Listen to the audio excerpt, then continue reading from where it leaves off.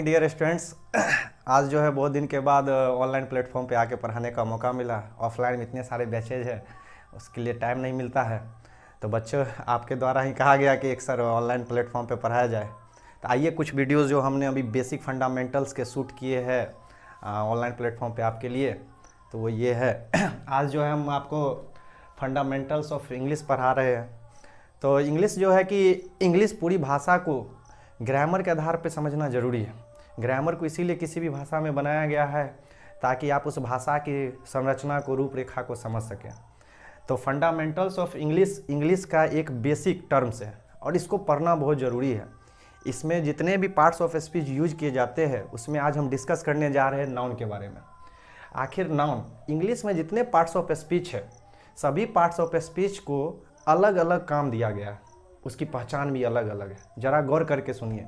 किसी सेंटेंस में जिस क्वालिटी से, जिस फंक्शन से अगर हम नाउन को पहचानते हैं, उसी फंक्शन से अगर हम लोग प्रनाउन को पहचान ले, एडजेक्टिव को पहचान ले, एडवर्ब को पहचान ले, तो कैसे पता चलेगा कि वो शब्द अब नाउन रहा कि एडवर्ब रहा कि एडजेक्टिव रहा।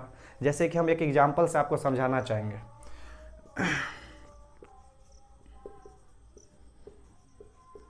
ये एक सेंटेंस है, ये एक सेंटेंस है बाबू। इंग्लिश में जो एक सेंटेंस है ये राम इज़ अ बॉय, इस सेंटेंस में कई सारे पार्ट ऑफ स्पीच का यूज किया गया है।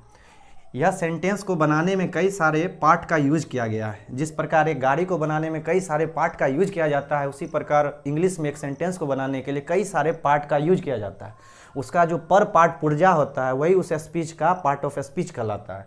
अब है क्या कि जैसे इसमें एक नाउन का यूज कर लिया गया है, वर्ब का यूज कर लिया गया है, डिटर्मिनर का यूज कर लिया गया है, नाउन का यूज कर लिया गया है। लेकिन कैसे समझेंगे कि यही शब्द को नाउन बनाना है, इसको वर्ब बनाना है, इसको डिटर्मिनर बनाना है, इसको नाउन बनाना है।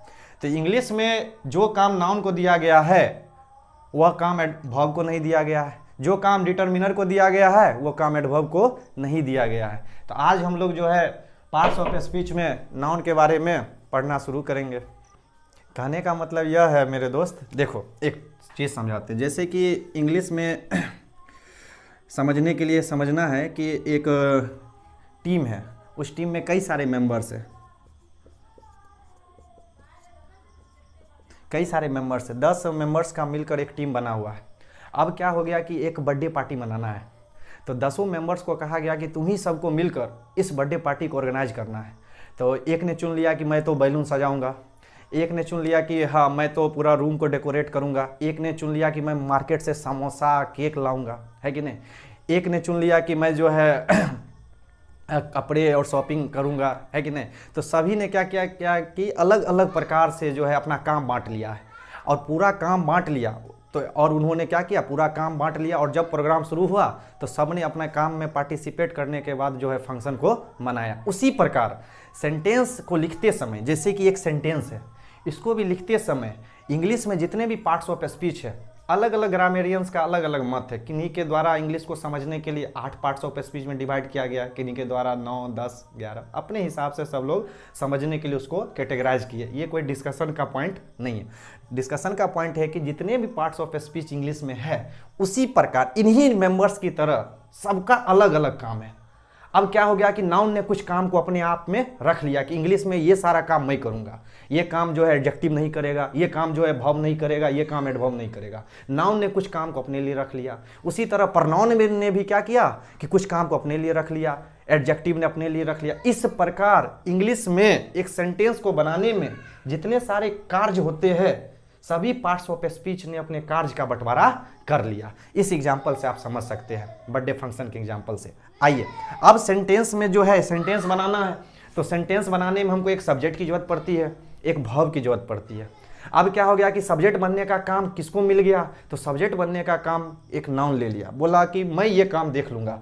सब्जेक्ट बनना और जो नाउन के ये जो काम लिखे हुए, ये काम करने का जो रिस्पॉन्सिबिलिटी है वो नाउन उठा लिया और बाकी काम अलग अलग पार्ट्स ऑफ स्पीच को दे दिया गया।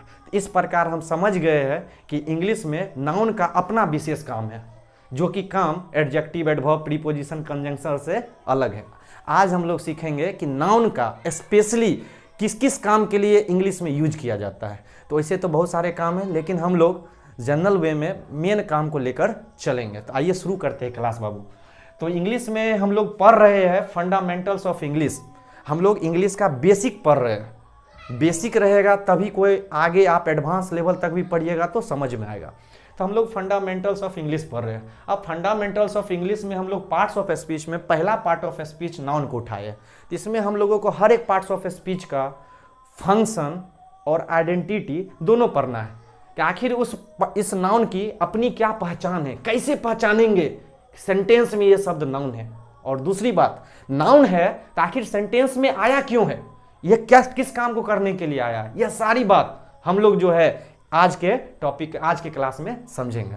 तो आइए पहले सीखते हैं। इंग्लिश में जो है हमारा नाउन जो है इसको हम लोग इंग्लिश में सब्जेक्ट बना सकते हैं। अगर कोई वर्ड सेंटेंस में सब्जेक्ट बनने का काम कर रहा है तो आप कहिएगा सब्जेक्ट बनने का काम अगर कोई शब्द करते हुए दिखे तो नाउन होगा।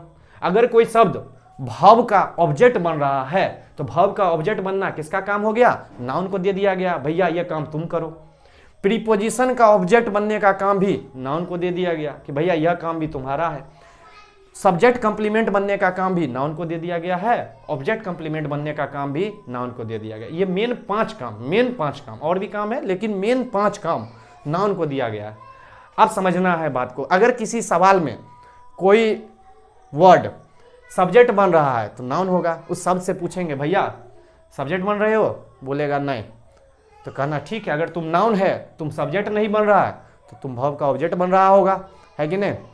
उसको कहना है कि वो वर्ब का ऑब्जेक्ट। उस शब्द को पूछेंगे अरे तुम वर्ब का ऑब्जेक्ट बन रहा है, बोलेगा ना हम तो वर्ब का ऑब्जेक्ट नहीं बन रहे। तो सोचना है कि नाउन है वर्ब का ऑब्जेक्ट नहीं बन रहा है, तो उससे तीसरा काम के बारे में पूछना, तो जरूर तुम जो है प्रीपोजिशन का ऑब्जेक्ट बन रहा है, कहेगा ना हम प्रीपोजिशन का भी ऑब्जेक्ट नहीं बन रहे हैं। तब उससे पूछना है कि जरूर तुम जो है सब्जेक्ट कंप्लीमेंट बन रहा है, तुम नाउन है तुमको एक ना एक काम तो करना ही है, तो कहना कि तुम सब्जेक्ट कंप्लीमेंट बन रहा होगा। तो बोलेगा ना हम तो सब्जेक्ट कंप्लीमेंट भी नहीं बन रहे। तो कहना देख अब तेरे पास लास्ट काम, अब तू ऑब्जेक्ट कंप्लीमेंट बन रहा होगा। तो वो बोलेगा हाँ भैया हम ऑब्जेक्ट कंप्लीमेंट बन रहे हैं। तो इस प्रकार आप नाउन का काम निकाल सकते हैं। अगर वो बोलेगा नहीं हम ऑब्जेक्टिव कंप्लीमेंट नहीं बन रहे तो आप गौर करिएगा जरूर वो शब्द नाउन नहीं होगा, कोई और पार्ट्स ऑफ स्पीच हो सकता है। अगर नाउन है तो इस 5 काम में एक काम करना पड़ेगा। तो आइए रिपीट करते हैं। अगर कोई शब्द नाउन है सेंटेंस में तो हम उसको क्या बना सकते हैं, हम उसको सब्जेक्ट बना सकते हैं। अगर वो सब्जेक्ट नहीं बन रहा है तो उसको वर्ब का ऑब्जेक्ट बना सकते हैं। वर्ब का ऑब्जेक्ट नहीं बन रहा है तो प्रीपोजिशन का ऑब्जेक्ट बना सकते हैं। प्रीपोजिशन का ऑब्जेक्ट नहीं बन रहा है तो सब्जेक्ट कंप्लीमेंट बना सकते हैं। सब्जेक्ट कंप्लीमेंट नहीं बन रहा है तो ऑब्जेक्ट कंप्लीमेंट बनेगा ही बनेगा, तभी वो एक नाउन कहलाएगा और नाउन का फंक्शन आएगा प्रयोग में। चलिए यह बात हम लोग समझ गए नाउन के बारे में। अब आइए सारी चीज़ों को हम लोग क्या करेंगे, एग्जाम्पल के थ्रू समझने की कोशिश करेंगे। ठीक, अब जो है हम लोग इस एग्जाम्पल के माध्यम से सीखने का कोशिश करेंगे कि अगर सेंटेंस में जो नाउन होगा वो नाउन कैसे वो 5 फंक्शन करता है। आइए देखते समझते। सबसे पहले सेंटेंस में कभी भी ब्रेक करना हम लोग सीखेंगे तो वर्ब को खोजने की कोशिश कीजिए। इस सेंटेंस में वर्ब कौन सा है, तो एक्शन वर्ब पहचानना हल्का होता है, आसान होता है, क्योंकि उसमें एक्शन दिखता है, कौन सी क्रिया हो रही है। गौर करो बाबू, इस सेंटेंस में अगर पूछा जाए, इसको अभी ज्वाइंट रखेंगे, अलग नहीं करेंगे, तो समझा जाए कि ये एक वर्ड हो गया, एक वर्ड, इसको 3। तो इस सेंटेंस में हमने 3 वर्ड्स को काउंट किया, इसमें भी हमने 3 वर्ड का प्रयोग किया, इसमें भी हमने 3 वर्ड्स का प्रयोग किया। आप समझना है इस बात को कि तीनों में हमको सबसे पहले वर्ब जो है उसको खोजना है। होता क्या है कि सेंटेंस का फॉर्मेशन जो होता है बाबू, सेंटेंस का फॉर्मेशन, अगर कभी भी हम लोग सेंटेंस बनाते हैं तो सेंटेंस में एक सब्जेक्ट का होना और एक वर्ब का होना बहुत ज़रूरी है कि नहीं। ये दोनों के द्वारा सेंटेंस जो है का फॉर्मेशन किया जाता है। तो सेंटेंस फॉर्मेशन में जो है कभी भी सेंटेंस जब भी बनता है बउआ तो एगो सब्जेक्ट चाहिए, एक वर्ब चाहिए। अब जो है वर्ब से ही हम लोग ब्रेक करेंगे, वर्ब से ही हम लोग को आगे पीछे ब्रेक करना होता है। तो सबसे पहले वर्ब खोजिए। तो एक्शन वाले सेंटेंस में सबसे आसान होता है वर्ब को पहचानना। क्यों? क्योंकि जो एक्शन कर रहा है वो वर्ब हो जाता है। तो इसमें देखिए, इसमें लिखा हुआ है कि Suresh bought a car, Suresh ने एक कार खरीदा। सुरेश का मतलब खरीदा, बाउट का मतलब खरीदा, कार का मतलब खरीदा है। खरीदने का काम दिखाने वाला शब्द कौन सा है? कार मतलब खरीदा, बाउट मतलब खरीदा, सुरेश मतलब खरीदा। तो बाउट, खरीदने का काम दिखाने वाला शब्द है हमारे पास बाउट।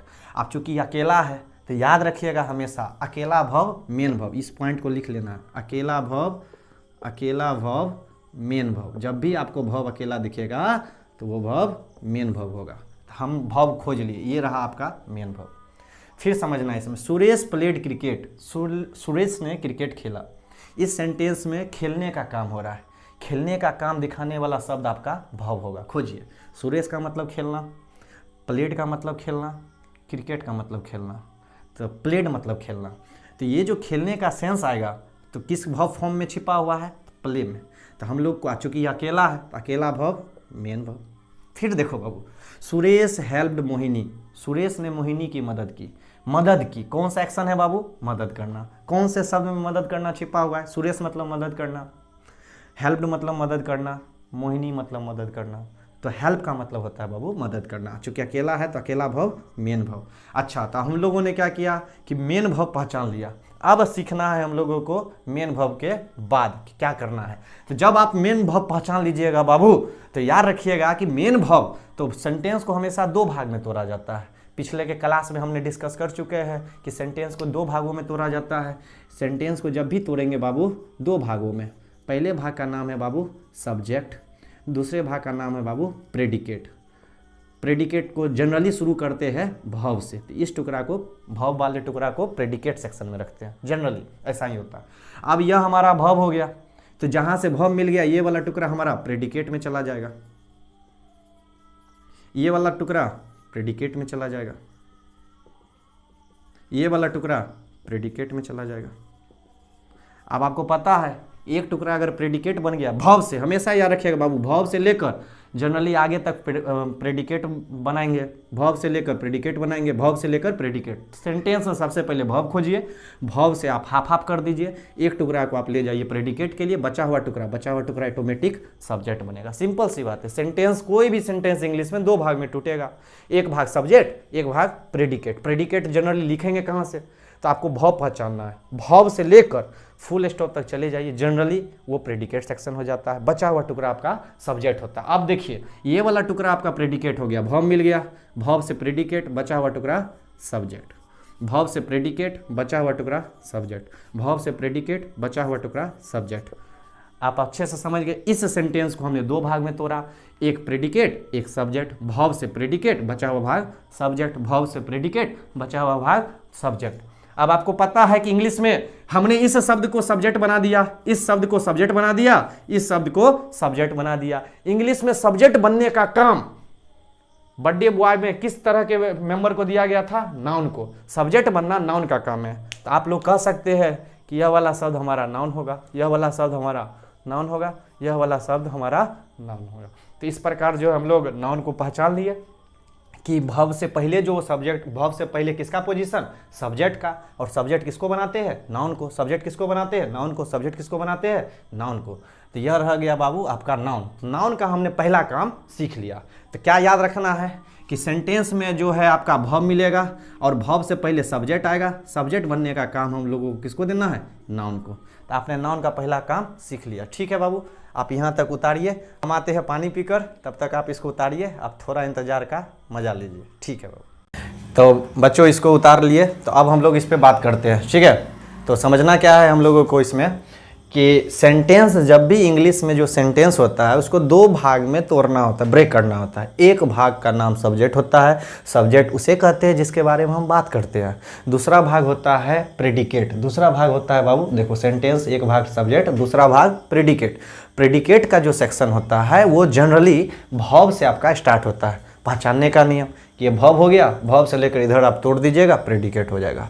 तो प्रेडिकेट में हम लोगों का भव जो होता है वो प्रेडिकेट सेक्शन में चला जाता है, तो बचा हुआ भाग सब्जेक्ट हो जाता है। यही इसी कंसेप्ट को यहाँ अप्लाई कर दीजिए। भव मिल गया, भव मिल गया, यह वाला आपका पोर्शन प्रेडिकेट हो गया, बचा हुआ भाग सब्जेक्ट हो गया। भव मिल गया प्लेड, ये वाला सेक्शन आपका प्रेडिकेट हो गया, बचा हुआ भाग आपका सब्जेक्ट हो गया। ये वाला भाग प्रेडिकेट हो गया, बचा हुआ भाग आपका सब्जेक्ट हो गया। अब जो है सब्जेक्ट, हम जान गए हैं कि सब्जेक्ट बनने का काम तो नाउन को दिया गया है, तो हम कह सकते हैं कि यहाँ पे ये जो शब्द सब्जेक्ट बना है यह नाउन है, यह शब्द सब्जेक्ट बना है नाउन है, यह शब्द वर्ड सब्जेक्ट बना है तो नाउन है। तो हमने नाउन का पहला काम देख लिया। याद रखिएगा कि सब्जेक्ट बनने का जनरल पोजीशन भव से पहले है, सब्जेक्ट का पोजीशन भव से पहले है, ये पोजीशन याद रखिएगा। सब्जेक्ट का कोई पूछ दे कि सब्जेक्ट का पोजीशन भव से किधर होता है, तो पहले होता है, ये बात समझिएगा। और सब्जेक्ट कौन बनता है, तो सब्जेक्ट हमारा नाउन बनता है। अब आइए मान लीजिए यहाँ पे जो ये शब्द दिया है, ये कार, क्रिकेट, मोहिनी, इस बार हम लोग रिवर्स प्रोसेस लगाएंगे। रिवर्स प्रोसेस का मतलब यह हो गया बाबू कि ये जो शब्द दिया है, क्रिकेट है, कार है, मोहिनी है, तो कार एक वस्तु का नाम है तो नाउन है, क्रिकेट गेम का नाम है तो नाउन है, मोहिनी एक व्यक्ति का नाम है तो नाउन है। इस बार हमने नाउन लिख दिया। हम लोग नाउन के 3 काम आज चेक करेंगे। पहला काम चेक करेंगे नाउन का कि अगर यह नाउन है तो आपने सीखा नाउन है तो हम इसको सब्जेक्ट बना सकते हैं, इसको हम वर्ब का ऑब्जेक्ट बना सकते हैं, इसको हम प्रीपोजिशन का ऑब्जेक्ट बना सकते हैं। नाउन है हम इसको सब्जेक्ट बना सकते हैं, या तो वर्ब का ऑब्जेक्ट बना सकते हैं या तो प्रीपोजिशन का ऑब्जेक्ट बना सकते हैं। नाउन है या तो हम इसको सब्जेक्ट बना सकते हैं, या तो वर्ब का ऑब्जेक्ट बना सकते हैं, या तो प्रीपोजिशन का ऑब्जेक्ट बना सकते हैं।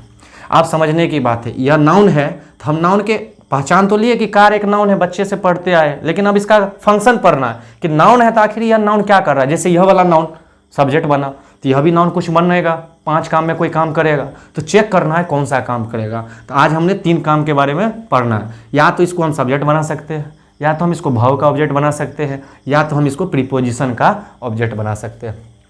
क्रिकेट को या तो सब्जेक्ट वर्ब का ऑब्जेक्ट, नहीं तो प्रीपोजिशन का ऑब्जेक्ट बना सकते हैं। आइए शुरू करते हैं। इस नाउन को आप सब्जेक्ट नहीं बना सकते। क्यों नहीं बना सकते हैं? क्योंकि आपने एक नाउन को सब्जेक्ट बना लिया। सब्जेक्ट बनने का काम इस सेंटेंस में किसी और नाउन ने कर दिया है। फिर से समझिए, इस नाउन का पहला काम जो है सब्जेक्ट बनना, ये नाउन सब्जेक्ट नहीं बन सकता क्योंकि इस सेंटेंस में हमने सब्जेक्ट किसी और नाउन को बना लिया है। दूसरी बात है कि सब्जेक्ट का पोजीशन वर्ब से पहले होता है। यहाँ पे अगर इस नाउन को सब्जेक्ट कहिएगा तो वो वर्ब के बाद हो जाएगा, वर्ब के बाद हो जाएगा। इसीलिए हम क्या करेंगे, हम उसको बना सकते हैं। अभी हमने देखा कि इस नाउन को सब्जेक्ट नहीं बना सकते, कारण समझ लो। 2 कारण है। पहला कारण है कि हम इस सेंटेंस में सब्जेक्ट बनाने का काम किसी और नाउन से करवा लिए। दूसरी बात, सब्जेक्ट का पोजीशन वर्ब से जनरली पहले होता है। जनरली हमेशा देखिएगा कि वर्ब से पहले होता है। ये वाला जो नाउन है आपका वर्ब के बाद है, तो वर्ब के बाद नहीं, वर्ब के पहले वाला नाउन को आप सब्जेक्ट का काम दे दिए, इसीलिए इस नाउन को आप सब्जेक्ट नहीं बना सकते, ये इसका पोजीशन नहीं है। दूसरी बात है, ऐसे नहीं समझ में आ रहा था अपनी भाषा में, इस नाउन को सब्जेक्ट नहीं बना सकते क्योंकि सब्जेक्ट किसी और को बना लिए और दोबारा बिका हुआ माल वापस नहीं होगा। ठीक है, क्योंकि यह नाउन बिक गया है सब्जेक्ट में, तो इस नाउन को सब्जेक्ट नहीं बनाएंगे। अब आइए, सब्जेक्ट नहीं बनाएंगे, हमारे पास मैथ की तरह समझना है। 2 ऑप्शन है, या तो वर्ब का ऑब्जेक्ट या तो प्रीपोजिशन का ऑब्जेक्ट। सबसे पहले मौका देंगे इसको वर्ब का ऑब्जेक्ट बनने के लिए। सबसे पहले मौका दिया जाता है वर्ब के ऑब्जेक्ट के लिए। अगर वर्ब मना कर दे तब मौका देंगे प्रीपोजिशन का ऑब्जेक्ट बनने का। वर्ब क्यों मना करेगा इस नाउन को? तो वर्ब में एक गुण है, वो कभी मना नहीं करता किसी नाउन को अपना ऑब्जेक्ट बनने से, लेकिन उसका एक बेसिक गुण है कि वो इंटरव्यू लेता है। 2 क्वेश्चन पूछता है। एक क्वेश्चन पूछेगा क्या, क्या का मतलब क्या, व्हाट। दूसरा क्वेश्चन है किसको, हुम, है कि नहीं। अगर अगर आप वर्ब से हमेशा क्वेश्चन पूछिए, एक्शन से क्वेश्चन पूछिए, अगर उसका आंसर आपको मिल जाए, चाहे वो क्या या किसको, डायरेक्ट आंसर मिलेगा, ऑब्जेक्ट मिल गया। आइए ट्राई करते हैं। और सुरेश ने खरीदा, क्या खरीदा, सुरेश ने क्या खरीदा, कार खरीदा। सुरेश ने क्या खरीदा, कार। क्या का डायरेक्ट आंसर मिल गया है, मतलब वर्ब का डायरेक्ट आंसर मिल गया है, वर्ब को आंसर मिल गया तो वर्ब का ऑब्जेक्ट मिल गया। प्रीपोजिशन का ऑब्जेक्ट लगाने की जरूरत नहीं है। दूसरी बात है, यहाँ पे हम लोग फोकस करेंगे कि सुरेश ने खेला, क्या खेला,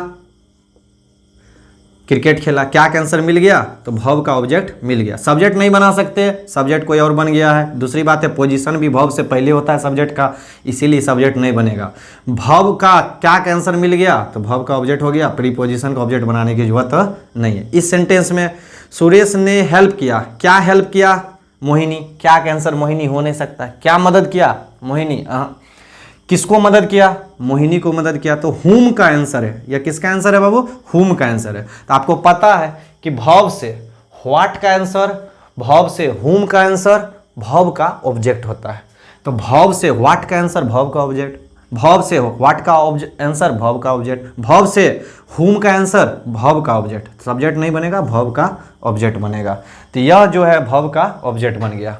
तो हम लोग यहाँ तक सीख गए। इसको मैं ठीक से कर देता हूँ, ठीक है, तब आप इसको उतार लीजिए। ठीक है, तो आइए अब इसके आगे की बात समझते हैं। हमने क्या समझा, अभी तक हमने समझा कि Suresh bought a car, Suresh ने कार खरीदा। कौन सा काम हुआ? खरीदने का काम हुआ। खरीदने का काम जो शब्द दिखाया वो शब्द हमारा भव हो गया, ये भव हो गया। हमने पढ़ा कि भव जो है, भव से प्रेडिकेट बनेगा, बचा हुआ भाग सब्जेक्ट होगा। भव हो गया, भव से प्रेडिकेट, बचा हुआ भाग सब्जेक्ट, भव से प्रेडिकेट, बचा हुआ भाग सब्जेक्ट, ये प्रेडिकेट, यह सब्जेक्ट। सब्जेक्ट बनने का काम हमने नाउन को दिया, इसीलिए यह शब्द नाउन हो गया, नाउन हो गया, नाउन हो गया। अब इसके बाद हमारे पास एक एक नाउन और है। उस नाउन को हम क्या बना सकते थे? सब्जेक्ट नहीं बना पाएंगे। सब्जेक्ट का जनरल पोजीशन भव से पहले होता है, क्योंकि यह नाउन भव के बाद है, तो सब्जेक्ट नहीं बन पाएगा। दूसरी बात है कि सब्जेक्ट हम किसी और को बना चुके हैं, तो किसी भी सेंटेंस में सब्जेक्ट एक बार बनाइए और एक बार आपने बना दिया है, इसीलिए आप इसको सब्जेक्ट नहीं बना सकते। तो सब्जेक्ट नहीं बनेगा, तो भव का ऑब्जेक्ट बनने के लिए क्वेश्चन है क्या या किसको का आंसर होना चाहिए। जनरली ऐसा ही होता है। तो भव से देखो, पूछो भव से कि भव का ये आंसर है कि नहीं है, तो क्या या किसको लगाओ। सुरेश ने खरीदा, क्या खरीदा? कार खरीदा। सुरेश ने खेला, क्या खेला? क्रिकेट खेला। सुरेश ने मदद किया, क्या मदद किया? मोहिनी, किसको मदद किया? मोहिनी को मदद किया। तो ये व्हाट या हुम का रिप्लाई मिल गया है, इसका मतलब हमको भव का ऑब्जेक्ट मिल गया। तो यह नाउन भव का ऑब्जेक्ट बन गया, यह नाउन भव का ऑब्जेक्ट बन गया, यह नाउन भव का ऑब्जेक्ट बन गया। एक एक नाउन और देकर देखते हैं सेंटेंस में, उसको हम क्या बना सकते हैं। आइए सेंटेंस को थोड़ा सा आगे बढ़ा देते हैं। हम क्या करते हैं, इसमें एक वर्ड पटना लगा देते हैं। इसमें हमने एक पटना लगा दिया, इसमें हमने एक पटना लगा दिया। हमने 3 वर्ड को पर सेंटेंस में बढ़ा दिया। देखो ये है नाउन, फिर वही काम करेंगे और चेक करेंगे कि हमारे पास वो काम में क्या कर रहा है। आइए चेक करते हैं। ये है नाउन, क्या बन सकता है बाबू? सब्जेक्ट बन सकता है। और क्या बन सकता है? भव का ऑब्जेक्ट बन सकता है। और क्या बना सकते हैं? प्रीपोजिशन का ऑब्जेक्ट बना सकते हैं। बताओ ये सब्जेक्ट बनेगा? नहीं बनेगा। क्यों नहीं बनेगा? बिका हुआ माल वापस नहीं होगा। एगो को बनाइए दिए सब्जेक्ट, तो दोबारा इसको नहीं बनाएंगे। ठीक है, अब आइए दूसरी बात, भव का ऑब्जेक्ट। पहले तो मौका भव को देंगे कि प्रीपोजिशन को? तो पहले मौका भव को देंगे। भव मना कर देगा, हम ऑब्जेक्ट नहीं बनाएंगे उस नाउन को, तब प्रीपोजिशन को मौका देंगे। ठीक है, आइए पूछ के देखते हैं। ये रहा भव, भव से सीधा इसको पूछ के देखिए। सुरेश ने खरीदा, क्या खरीदा? पटना। देखो खरीदने के लिए वो चीज़ एक वस्तु होनी चाहिए। कार को खरीदा जा सकता है, तो वो एक वस्तु थी, ऑब्जेक्ट बना दिए भव का। लेकिन पटना को कोई कैसे खरीदेगा? ये लॉजिकल वे नहीं है, ये कॉमन सेंस में नहीं आएगा। तो सुरेश ने खरीदा, क्या खरीदा? पटना। क्या खरीदा? पटना। तो क्या का आंसर पटना नहीं है? चलो किसको लगा लो। सुरेश ने खरीदा, किसको खरीदा? पटना। नो तो यह पटना इस भव का क्या है, ना ही इस भव का किसको है। तो जब न यह क्या हुआ ना ही किसको हुआ, तो भव ने इसको मना कर दिया, क्योंकि भव को अगर इसको ऑब्जेक्ट बनाना है तो क्या या किसको का रिप्लाई होना चाहिए। नो तो यह क्या हुआ ना ही किसको हुआ, इसीलिए यह भव का ऑब्जेक्ट नहीं हुआ। गौर करो, सब्जेक्ट नहीं बनेगा, सब्जेक्ट आ चुका है। भव मना कर दिया क्योंकि नो ये व्हाट का रिप्लाई है ना ही हुम का रिप्लाई। सिंगल ऑप्शन इसके पास है कि अब अगर यह बनेगा तो प्रीपोजिशन का ऑब्जेक्ट बनेगा। इस पूरे सवाल में यह नाउन है, यह भव है, यह नाउन है, यह नाउन है, प्रीपोजिशन कहीं नहीं है। अभी अगर ऐसा लिख देंगे तो सवाल गलत है।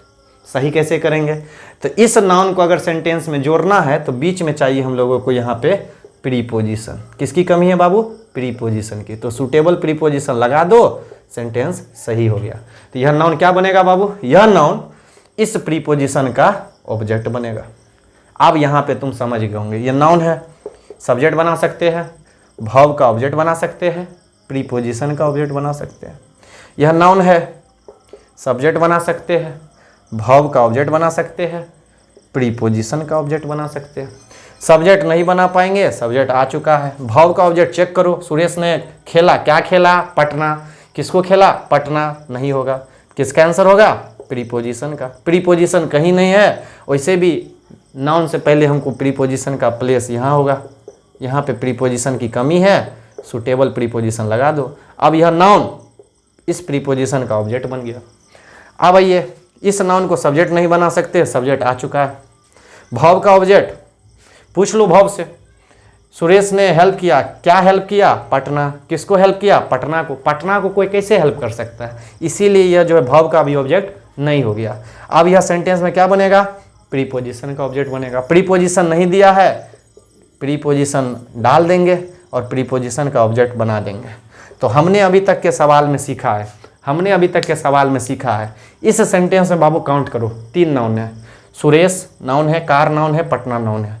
नाउन तो 3 है, लेकिन तीनों नाउन के हमने काम सीखा। पहला नाउन को भव से पहले होने के कारण सब्जेक्ट बनाया।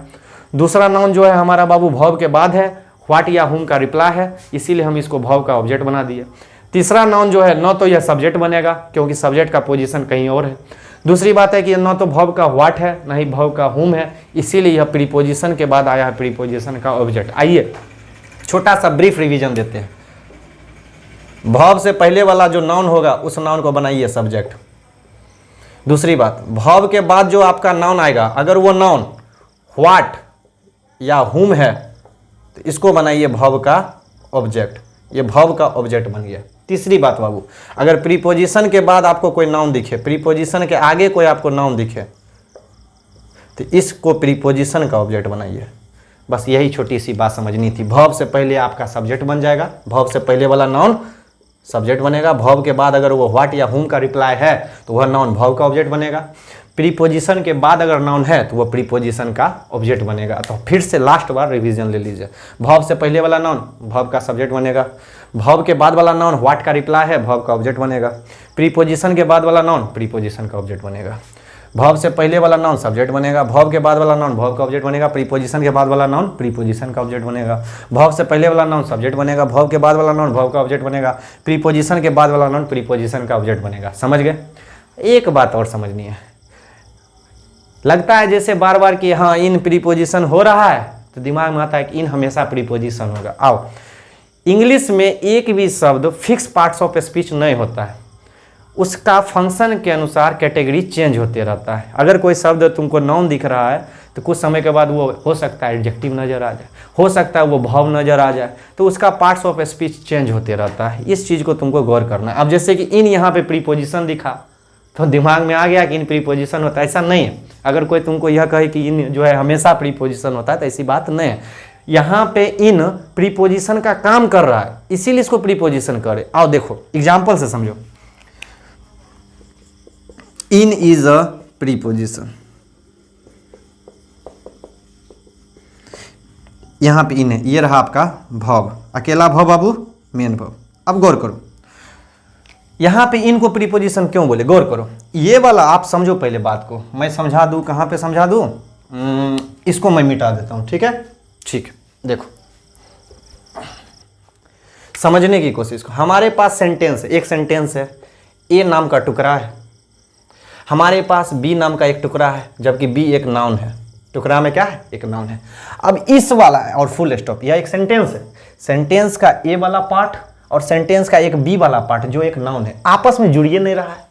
तो इंग्लिश में जोड़ने के लिए हम लोगों को एक नाउन को सेंटेंस के बाकी पोर्शन से जोड़ने के लिए जिस कनेक्टिंग वर्ड का यूज करते हैं, वैसे तो कंजंक्शन का अलग फंक्शन है, तो उस वर्ड को हम यहाँ पे क्या कहेंगे, प्रीपोजिशन कहेंगे। समझिए फिर से, एक ही सेंटेंस में दो पोर्शन है, portion number A, portion number B. Portion number B का क्या होना जरूरी है, नाउन होना जरूरी है। क्योंकि नाउन पढ़ रहे हैं तो हम सिर्फ नाउन की बात करेंगे, तो पोर्शन नंबर बी का एक नाउन होना जरूरी है। पोर्शन नंबर ए हमारे पास है, दोनों आपस में जुड़ नहीं रहा है। तो जोड़ने के लिए जिस फेविकॉल के डिब्बा का यूज किया जाता है, वो फेविकॉल का डिब्बा का काम इंग्लिश में प्रीपोजिशन करता है। तो प्रीपोजिशन का प्रयोग क्यों किया जाता है, प्रीपोजिशन का प्रयोग किया जाता है दो अलग अलग पोर्शन को जोड़ने के लिए। आपके पास एक पोर्शन नाउन वाला, एक पोर्शन कुछ भी हो इधर वाला, दोनों को नहीं जुड़ रहा है तो जोड़ने के लिए बीच में प्रीपोजिशन आएगा, सुटेबल प्रीपोजिशन लगाना होता है। यहां देखो, आपके पास यह वाला टुकड़ा था, Suresh bought a car, Suresh ने कार खरीदा। इस वाले में पटना, ये जो पटना जो है बी नाम का टुकड़ा जुड़ नहीं रहा था, तो जोड़ने के लिए हमने क्या किया कि एक प्रीपोजिशन का प्रयोग कर दिया और यह प्रीपोजिशन दोनों को जोड़ दिया। इसी चीज को यहां देखिए, सुरेश प्लेड क्रिकेट, सुरेश ने क्रिकेट खेला, और इसमें हमको पटना को जोड़ना है, सीधे जोड़ देंगे गलत हो जाएगा। सुरेश ने क्रिकेट खेला, पटना, गलत हो गया। तो यह वाला नाउन वाला टुकड़ा इस वाले टुकड़ा में नहीं जुड़ रहा था, तो जोड़ने के लिए प्रीपोजिशन आया। तो जब प्रीपोजिशन जोड़ने का काम कर रहा है तब हम इसको बोलेंगे प्रीपोजिशन। इस वाले टुकड़ा में देखिए, सुरेश ने मोहिनी की मदद की, सीधे पटना रख देंगे, तो सुरेश ने मदद की मोहिनी की, पटना, गलत हो जाएगा बाबू। तो सही कैसे करेंगे, सही करने के लिए आपको क्या लगाना पड़ेगा बीच में, प्रीपोजिशन। दोनों टुकड़ा को, ये वाला टुकड़ा को जोड़ने के लिए किसके जरूरत है, प्रीपोजिशन। अब यहां गौर करो, इनको अगर आप रट लिए हैं कि प्रीपोजिशन है, तो यह वाला पूरा का पूरा पोर्शन आपका बी नाम का पोर्शन हो गया। लेकिन आपके पास ए नाम का पोर्शन है कहाँ? इसको अगर प्रीपोजिशन कहिएगा तो ये दोनों तरफ को जोड़ेगा। इधर आपका टुकड़ा है नहीं, इधर टुकड़ा है, ये जोड़ कहाँ रहा? इधर तो कुछ है ही नहीं, तो ये तो जोड़ रहा है ही नहीं है, तो इसको कैसे प्रीपोजिशन बोलेंगे? इसीलिए ये प्रीपोजिशन नहीं हुआ। अब ये प्रीपोजिशन नहीं हुआ तो हुआ क्या? तो समझना है कि ये रहा आपका भव, तो भव वाला टुकड़ा आपका प्रेडिकेट सेक्शन हो जाता है बाबू। कौन सा सेक्शन? प्रेडिकेट। तो ये प्रेडिकेट सेक्शन है, तो बचा हुआ भाग सब्जेक्ट। सब्जेक्ट कौन बनता है इंग्लिश में? किसको सब्जेक्ट बनाते हैं? नाउन को। तो यहाँ पे आपका इन जो है बाबू एक नाउन है। यहाँ पे इन क्या है? नाउन है। यहाँ पे इन क्या है? जोड़ रहा है, तो प्रीपोजिशन है। तो इस प्रकार हमने आज के क्लास में नाउन के 3 फंक्शंस सीख लिए। पहला फंक्शन है कि नाउन को हम सब्जेक्ट बना सकते हैं, पोजीशन भव से पहले। दूसरा काम, हम नाउन को भव का ऑब्जेक्ट बना सकते हैं, पोजीशन भव के बाद, और व्हाट या हुम का रिप्लाई। याद रखिएगा, 2 रिप्लाई में कोई एक होना ही चाहिए।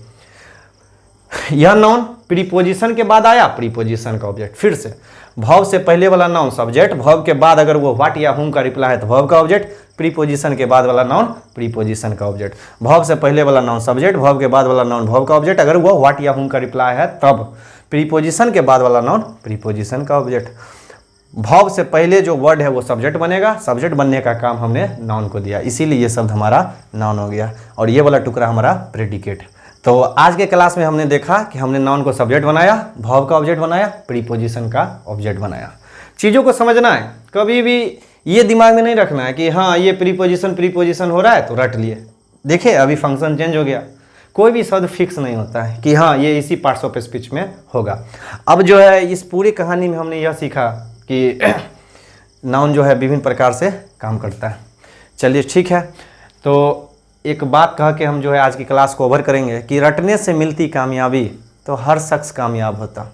रटने से मिलती कामयाबी तो हर शख्स कामयाब होता, फिर ना होती कदर हुनर की और ना ही कोई शख्स लाजवाब होता। तो मन से पढ़िए, दिल से पढ़िए। जय हिंद।